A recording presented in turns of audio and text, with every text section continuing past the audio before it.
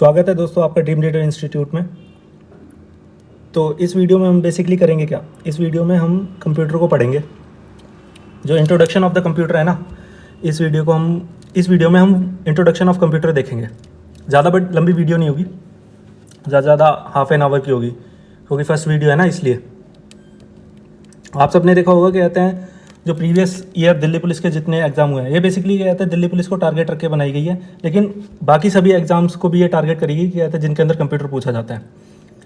क्योंकि है ना, ये जितने भी सी ग्रुप्स के एग्ज़ाम हैं उन सब के लिए है। जैसे अभी रिसेंटली में बीएसएफ का एग्ज़ाम हुआ था, तो उसके अंदर जो कंप्यूटर पूछा गया था, उन्होंने पर्टिकुलरली क्या कहता है शॉर्टकट कीज़ होती हैं, उन्हीं से पूरा एग्ज़ाम उन्हीं से क्वेश्चन पूछ लिए थे पूरे के कहते हैं कंप्यूटर के अंदर। जिन्होंने आंसर की जो शॉर्टकट कीज़ हैं वो याद की है तो ठीक है, अदरवाइज़ फिर सब ने लेंटर की छत्ती देखी है। ठीक है, तो हम बेसिक कंप्यूटर से स्टार्ट करेंगे। आज हम इंट्रोडक्शन ऑफ कंप्यूटर पढ़ेंगे इसके अंदर बस। ठीक है, डेफिनेशन इंटरनेट मतलब कंप्यूटर की डेफिनेशन और उसके यूजेस। ठीक, तो स्टार्ट करते हैं। तो आपने कभी सोचा क्या था कंप्यूटर है क्या? मैं लिखता हूँ। कंप्यूटर के हम डेफिनेशन से स्टार्ट कर रहे हैं। Computer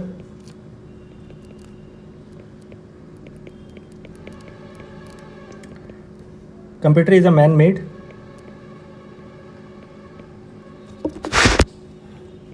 programmable electronic device that operates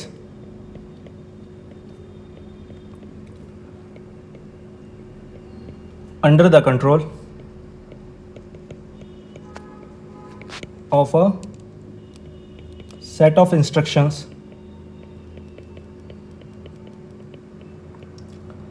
that are stored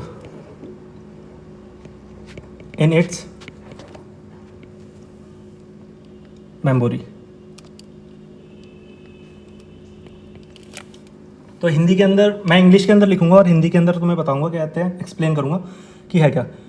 computer एक कहते हैं जो इंसान के द्वारा बनाई हुई एक मशीन है। उसके अंदर क्या है, हमने प्रोग्राम सेट कर दिए हैं। एक इलेक्ट्रॉनिक डिवाइस है जिसके अंदर हमने ऑपरेशन सेट कर दिया। ऑपरेशन का मतलब है कोडिंग सेट कर दिया कि अगर हम ए दबाएंगे तो वहाँ पे भी जो कीबोर्ड होता है, जो तुम्हारा मॉनिटर होता है, मान लो ये मॉनिटर हो गया तुम्हारा और ये तुम्हारा कीबोर्ड है, और ये स्क्रीन के अंदर ये कीबोर्ड हो गया। मान लो यहाँ पे एक ए अल्फ़ाबेट है। जब तुम इस ए अल्फ़ाबेट को दबाओगे तो जो कंप्यूटर मॉनिटर के अंदर फ्लैश होगा वो ए फ्लैश होगा। मतलब हमने इसकी मेमोरी के अंदर कंप्यूटर की मेमोरी क्या होती है, सीपीयू क्या होता है, उसका ब्रेन होता है। उसके अंदर मेमोरी होती है, RAM, ROM, hard disk, floppy, different memory होते हैं। उनका हम डिस्कशन आगे करेंगे। उसके अंदर सेट ऑफ इंस्ट्रक्शन है, मतलब उनके अंदर हमने क्या कहते हैं फिक्स कर रखा है। कहते हैं अगर तुम कीबोर्ड से ए दबाओगे तो मॉनिटर के अंदर भी ए दिखेगा। यही होता है ना कंप्यूटर के अंदर। अगर तुमने बेसिक कहते तुम्हें पता भी नहीं है कि कंप्यूटर होता कैसा है, क्या होता है। ठीक है, ये होता है क्या कहते हैं डेफिनेशन ऑफ कंप्यूटर की। अब इसके कैरेक्टरिस्टिक्स ऑफ कंप्यूटर देखेंगे अब हम। मतलब कंप्यूटर के कहते हैं, मतलब ज़रूरत क्यों पड़ी हमें कंप्यूटर की। इंसान भी तो वही काम कर सकते हैं, क्योंकि हम कंप्यूटर से कहते हैं सब कुछ लिख के उसके बाद प्रिंट निकालते हैं। वही काम हम हाथ से भी तो प्रिंट कर सकते थे, हाथ से लिख के भी कहते हैं वो चीज़ कर सकते थे हम। ज़रूरत क्यों पड़ी हमें, तो करेंगे हम कैरेक्टरिस्टिक्स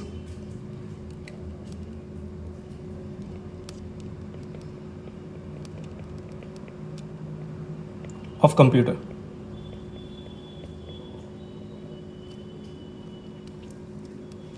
सबको पता होगा क्या कहते हैं कंप्यूटर की जो स्पीड होती है वो ह्यूमन से मतलब आदमियों से ज़्यादा होती है।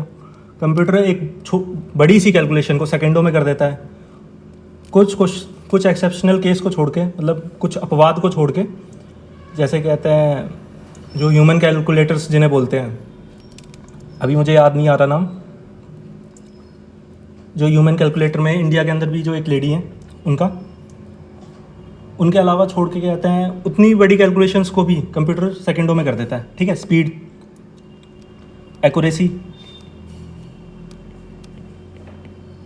आपने देखा होगा क्या था, जब हम किसी भी चीज़ का हिसाब लगाते हैं तो गलतियाँ हो जाती हैं। कंप्यूटर के अंदर गलतियाँ तुम्हें नहीं मिलेंगी, बहुत कम चांसेस क्या होते हैं उनमें गलती होने का, पॉइंट कुछ परसेंट चांस होते हैं कहते हैं, वो भी ह्यूमन एरर की वजह से कहते हैं हमने गलत जो अमाउंट है वो एंटर कर दिया है, इस वजह से ह्यूमन एरर होगा, अदरवाइज़ कोई गलती नहीं करता कंप्यूटर अपनी तरफ से। स्टोरेज कैपेसिटी,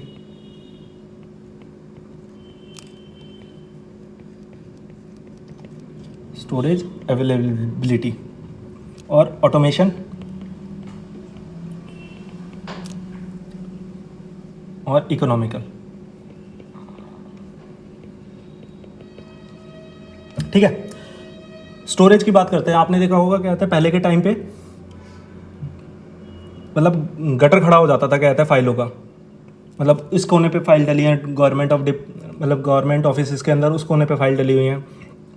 अब क्या हो गया कंप्यूटर के आने से कि वो बड़ी सारी फाइल्स वो एक छोटे से कंप्यूटर के अंदर छोटी सी कहते हैं स्टोरेज के अंदर सेव हो जाती हैं डिजिटल फॉर्मेट में।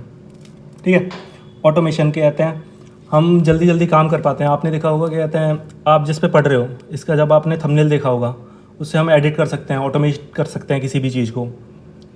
जब आपने देखा होगा क्या कहते हैं, बड़े बड़े सॉफ्टवेयर होते हैं जो कार और बाइक्स और जो घरों को डिज़ाइन करते हैं, उनमें हेल्प लगती है ऑटोमेशन के अंदर। और इकोनॉमिकल तो है, मान लो कहते हैं हमारी कहते हैं पेपर कम यूज़ हो रहा है जब हम स्टोरेज कर रहे हैं कंप्यूटर के अंदर, और एक मशीनरी है जिसके अंदर इतना सारा डाटा यूज़ हो रहा है, स्पेस भी नहीं कहते हैं, स्पेस भी जो ऑफिस के अंदर जो पहले स्टोरेज के लिए यूज़ होता था वो एक छोटे से कंप्यूटर के अंदर आ जाता है। तो इकोनॉमिकली तो है ये, ठीक है, ये मशीन। अब हम बात करेंगे कहते हैं कंप्यूटर का विकास कैसे हुआ, मतलब डेवलपमेंट ऑफ कंप्यूटर के, मतलब कैसे किस प्रोसेस के थ्रू कंप्यूटर बन के आया है। क्योंकि जो आप मशीन देखते हो वो एकदम से ऐसी नहीं आ गई है। आपने 2001 के अंदर जो लैपटॉप्स देखे होंगे वो कितने मोटे मोटे होते थे, लगभग एक जो तुम्हारी कहते हैं मीडियम साइज़ की बुक जितनी मोटी होती है ना, मैथ्स की अगर 9th 10th 12th की बुक होती है उसके हाफ कर दोगे, उतनी मोटे क्या कहते हैं लैपटॉप्स आते थे। आज देखा गया है जो मैकबुक एयर आते हैं और जो लैपटॉप आते हैं सैमसंग वगैरह के थिन एयर, वो कितने पतले हो गए हैं। ये एकदम से डेवलपमेंट नहीं हुआ है, धीरे धीरे इवॉल्व हुई हैं चीज़ें टाइम के साथ, और टेक्नोलॉजी जैसे चेंज होती गई है, एडवांसमेंट होता गया टेक्नोलॉजी का, वैसे वो एडवांसमेंट हुआ है। ऐसे ही एकदम से कंप्यूटर नहीं बना है, ठीक है। तो हम देखेंगे डेवलपमेंट ऑफ कंप्यूटर।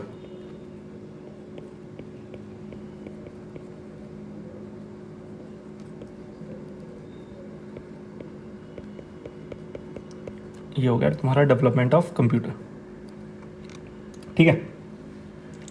इसके अंदर दो एरा है बेसिकली, एक है मैकेनिकल एरा,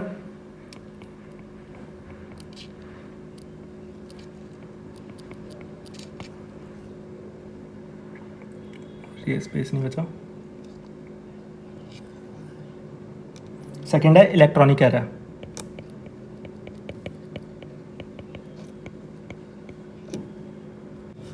तो अब हम बात करेंगे मैकेनिकल एरा की, ठीक है। मैकेनिकल एरा के अंदर बेसिकली हुआ क्या था, हमने क्या क्या इन्वेंट किया था, मतलब मैकेनिकल एरा के अंदर।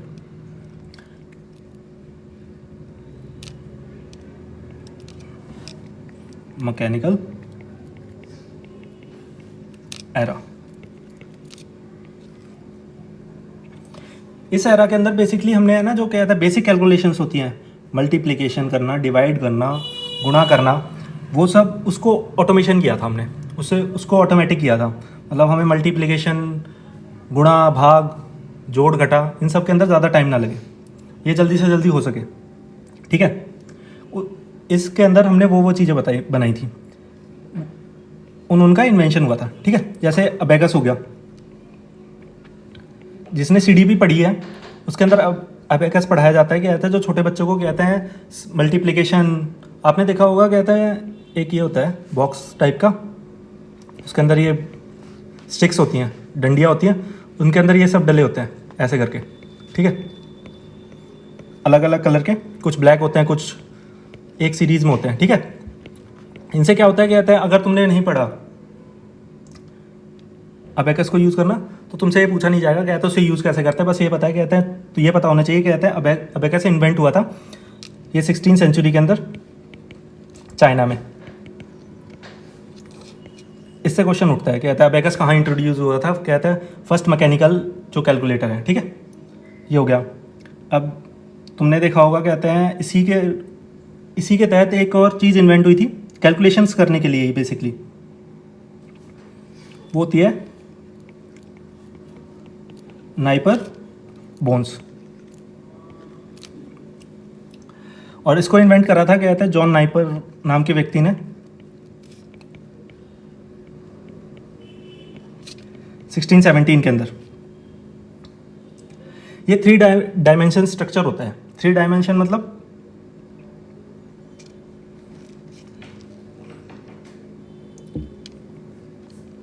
इस टाइप का ये बना होता है,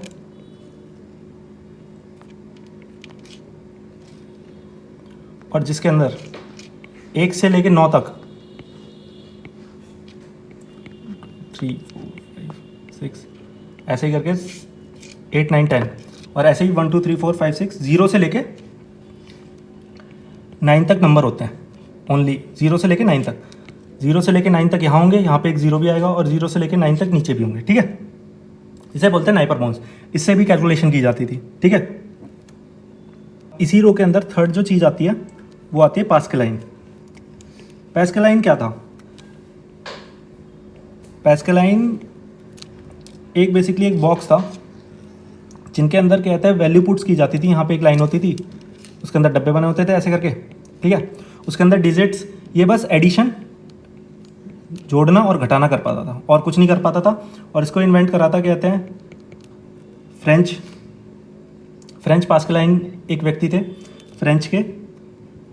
फ्रेंच कंट्री के थे, उनका नाम था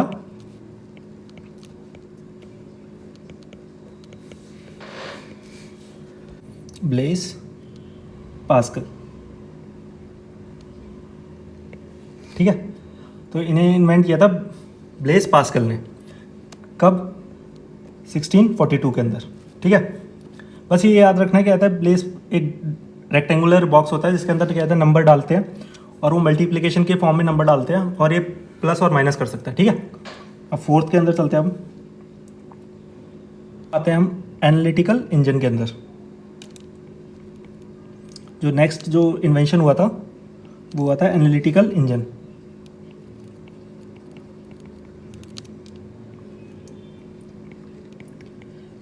ये डिस्कवर्ड हुआ था 1830 के अंदर। ये बेसिकली एक व्हील होता था, और सबसे एडवांस भी माना गया है क्योंकि ये है ना डेसिमल्स के अंदर, पॉइंटों के अंदर कैलकुलेशन भी कर पाता था। ठीक है, और जो इसको डिज़ाइन किया था, और उन्हें ही फादर ऑफ कंप्यूटर बोला जाता है, ये डिज़ाइन किया था चार्ल्स बेबेज ने। Charles Babbage. ठीक,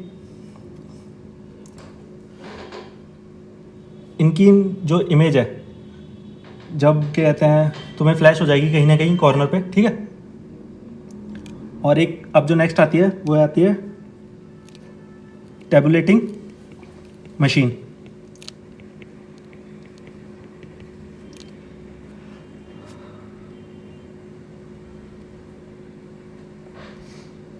तो टैबुलेटिंग मशीन ये तुम्हारी इन्वेंट हुई थी 1880 के अंदर, और इसका इन्वेंशन किसने किया था? इसका इन्वेंशन किया था हरमन होलरेनिथ ने। ठीक है, तो ये यूज़ किस लिए होती थी? It is used for a punch cards. जो कार्ड्स देखे होंगे तुमने, पंच कार्ड होते हैं, उनको ये बनाने के लिए यूज़ की जाती थी। ठीक है, अब हम चलते हैं इलेक्ट्रॉनिक एरा की तरफ।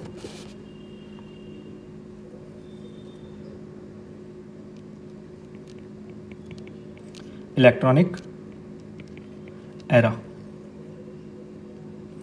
इलेक्ट्रॉनिक एरा के अंदर जो फर्स्ट कैलकुलेटर था वो डिज़ाइन हुआ था, उसका नाम था ENIAC। अब इसकी फुल फॉर्म कईयों को पता होगी, जिसको नहीं पता वो मैं बता देता हूँ। इसकी फुल फॉर्म है इलेक्ट्रॉनिक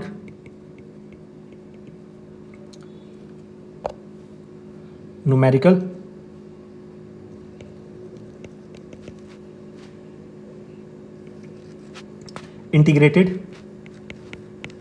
इंटीग्रेटर एंड कैलकुलेशन।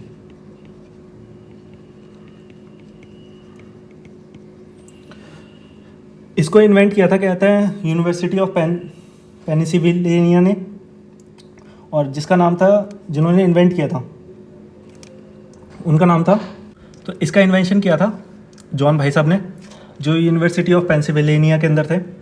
और ये बेसिकली यूज़ किस लिए होता था?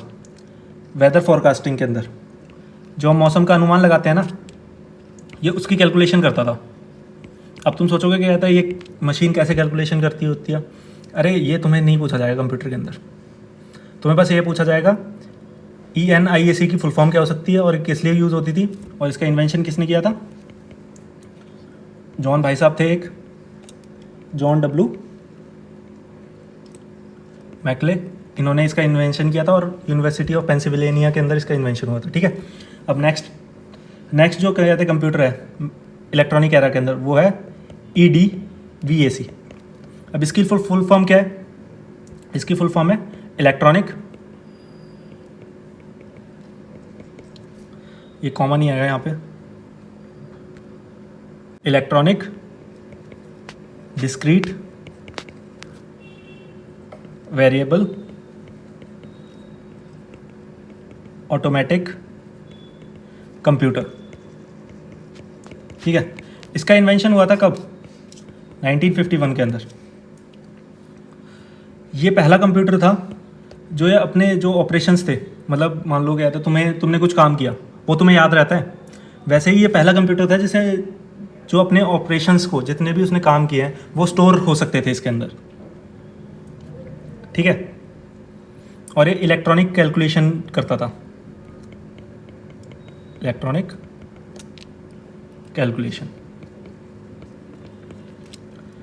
और जो थर्ड मैकेनिकल एरा के इलेक्ट्रॉनिक एरा के अंदर कहते हैं जो कैलकुलेटर बना या कंप्यूटर, वो था UNIVAC। इसकी फुल फॉर्म है यूनिवर्सल ऑटोमेटिक कंप्यूटर।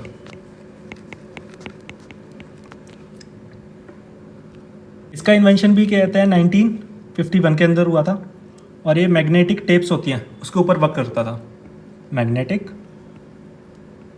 टेप्स के ऊपर। और इसका इन्वेंशन भी, जिसका इन्वेंशन इस भाई साहब ने किया था ना, कहाँ गया पेन, इन भाई साहब ने किया था, उसका इन्वेंशन भी यूनिवर्सल ऑटोमेटिक कंप्यूटर का इन्वेंशन भी उन्होंने ही किया था। ठीक है, अब आते हैं हम जनरेशन ऑफ कंप्यूटर से। ठीक, यहाँ पे लाइन कर देंगे, जनरेशन ऑफ कंप्यूटर्स।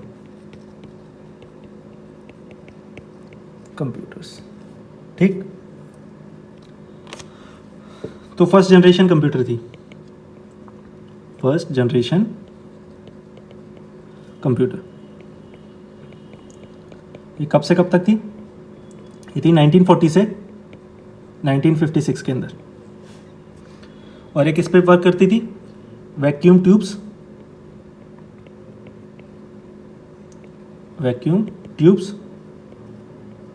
किस पे काम करती थी? वैक्यूम ट्यूब फॉर सर्किटिंग और मैग्नेटिक ड्रम्स पे।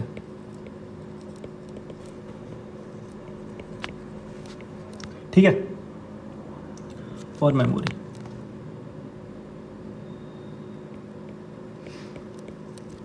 अब ये बोला क्यों जाता है वैक्यूम ट्यूब्स और magnetic drums for memory?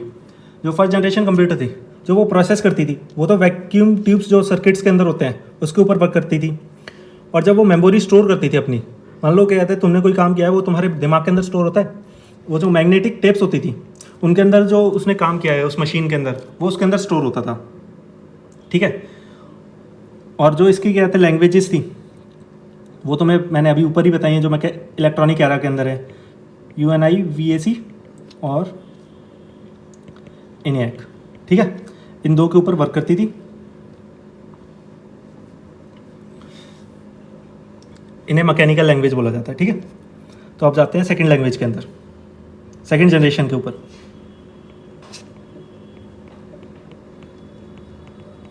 Second generation computer,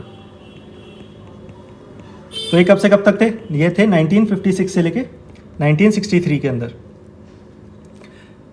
एक बात देख रहे हो तुम, टेक्नोलॉजी कहते हैं मतलब जो फर्स्ट स्टेज होता है टेक्नोलॉजी का इवॉल्व होने का,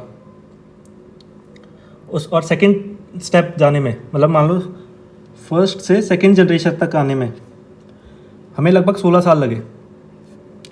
लेकिन जब हम 64 के अंदर जब हम थर्ड जनरेशन पे जाएंगे, यहाँ पे एज़ कंपेरेटिवली कम ईयर लगे हैं, मैक्सिमम कितने 9 ईयर्स लगे हैं, लगभग उसका कहते हैं हाफ एंड मतलब आधा ही टाइम लगा है। इससे पता लगता है कि कहते हैं हम टेक्नोलॉजी कितनी जल्दी एडवांस होती है। ठीक है, अब हम आते हैं अपने कोर्स पे वापस।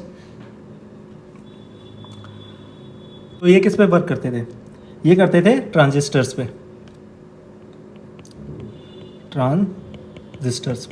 ठीक है। और जो इनकी लैंग्वेज थी, तब तक हम सेकेंड जनरेशन कंप्यूटर तक हम हाई लेवल लैंग्वेज डेवलप कर चुके थे, और जिसको बोला जाता है कोबाल। अब कई बार कोबाल की फुल फॉर्म पूछ लेते हैं, तो कोबाल की फुल फॉर्म बता देता हूँ मैं तुम्हें। कॉमन बिजनेस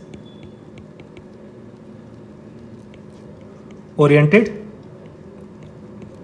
लैंग्वेज, ठीक है। सेकंड क्या थी? Photon, FORTRAN।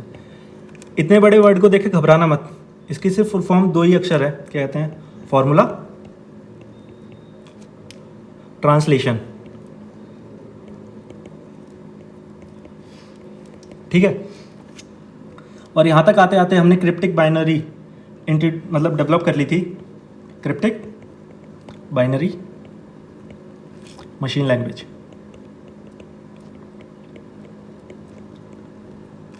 और ये फर्स्ट टाइम था जब हमने ह्यूमंस ने क्या कहते हैं एक सेट ऑफ इंस्ट्रक्शंस, मतलब पहले क्या होता था, कहते हैं हम कैलकुलेशन ही कर पाते थे। इस टाइम तक हम, जो मैं तुम्हें बता रहा था, एक सेट मतलब एक रूल होते हैं, कहते हैं मान लो हमने कुछ बोला, कंप्यूटर वही कर रहा है, मतलब तुमने कीबोर्ड से कुछ दबाया, वो वही किया था, उसके बाद वही रिजल्ट वो शो कर रहा है। इस तरीके का हमने कहते हैं एक फर्स्ट टाइम था जब वो स्टोर्ड हो गई थी, कहते हैं इंस्ट्रक्शंस उसके अंदर, कि ऐसा करेंगे तो ऐसा कंप्यूटर शो करेगा हमें, ठीक है। अब चलते हैं थर्ड जनरेशन ऑफ कंप्यूटर की तरफ। थर्ड जनरेशन,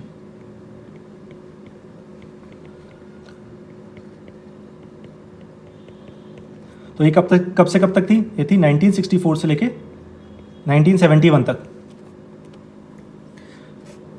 तो यहाँ तक आते आते कहते हैं इंटीग्रेटेड सर्किट्स डेवलप हो गए थे, इंटीग्रेटेड सर्किट्स, ठीक है। और जो ये ट्रांजिस्टर्स थे जो सेकेंड जनरेशन में थे, या तो वो उनको छोटा कर दिया गया था टेक्नोलॉजी एडवांसमेंट करके, या फिर उन्हें क्या कहते हैं हटाई दिया गया था। उसकी जगह क्या आ गए थे यहाँ पे? उसकी जगह आ गए थे तुम्हारे सिलिकॉन चिप्स, ठीक है। और जो पंच कार्ड्स थे, पंच कार्ड्स मतलब पंच कार्ड बेसिकली क्या होते थे, उनके ऊपर सेट ऑफ इंस्ट्रक्शंस लिखी होती थी। अगर तुम पंच कार्ड करोगे तो वही सेट ऑफ इंस्ट्रक्शंस तुम्हें दिखाएगा, ठीक है। पंच कार्ड्स को रिप्लेस किया था CPU और कीबोर्ड ने। और ऑपरेटिंग सिस्टम से इंट्रोड्यूस हो गए थे इंटरफेस। मतलब इंटरफेस का मतलब होता है कि कहते हैं जब तुम कोई ऐप खोलते हो, मान लो तुमने YouTube खोला, YouTube के अंदर जो तुम्हें दिखाई देता है ऊपर YouTube का लोगो, और वीडियोस के कहते हैं जो ऐसे करके यहाँ पे YouTube लिखा होता है। मान लो ये कंप्यूटर स्क्रीन है मोबाइल की, यहाँ पे YouTube लिखा है और यहाँ पे वीडियो के डब्बे बने हुए हैं, इस वीडियो के अंदर ये है, यहाँ पे लाइक वाइक वगैरह, तो इसके बोलते हैं इंटरफेस, यूज़र इंटरफेस यूट्यूब का। तो इंटरफेस तक डेवलप होने लग गए थे, जैसे कि कहते हैं अगर कोई कंप्यूटर को खोलता थर्ड जनरेशन को तो कैसा इंटरफेस होगा, ठीक है। अब बढ़ते हैं हम फोर्थ जनरेशन कंप्यूटर की तरफ।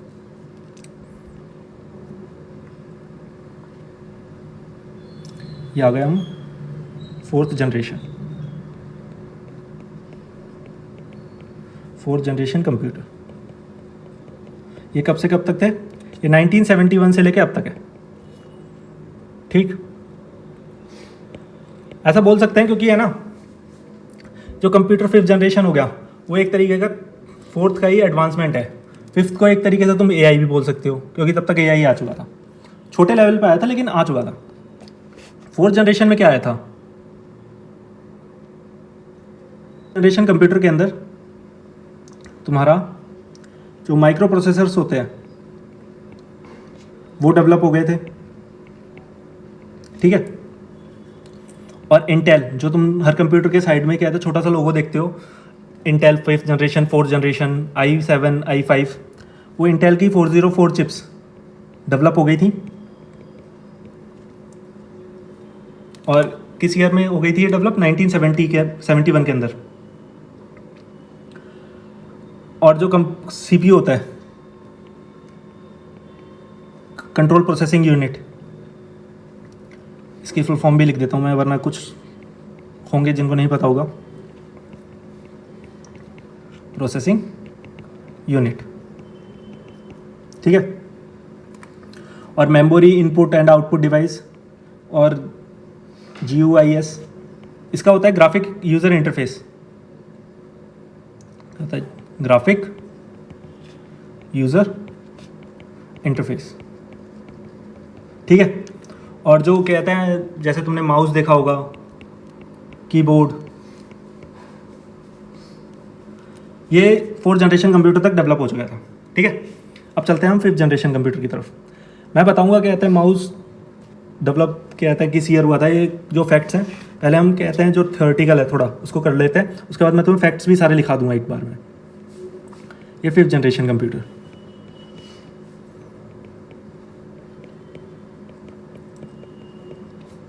फिफ्थ जनरेशन कंप्यूटर को प्रेजेंट भी बोलते हैं,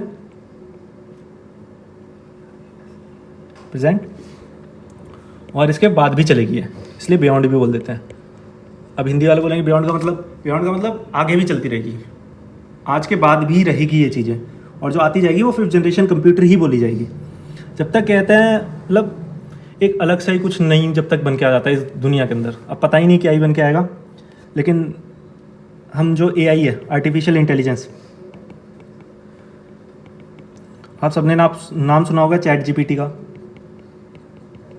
ठीक है, वो AI का ही पार्ट है।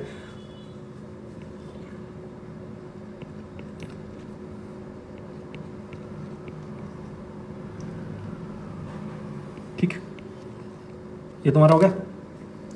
और पैरेलल प्रोसेसिंग हो गई।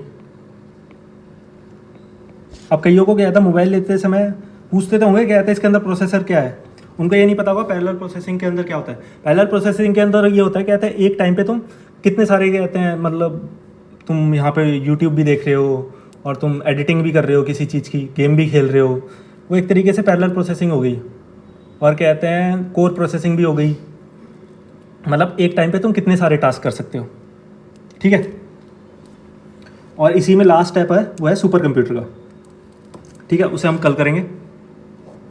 तो आज हमने कितना सारा पढ़ लिया, हमने जहाँ से कंप्यूटर बना, कंप्यूटर की डेफिनेशन एक बार मैं तुम्हें फिर से रिवाइज कर देता हूँ फास्ट फॉरवर्ड।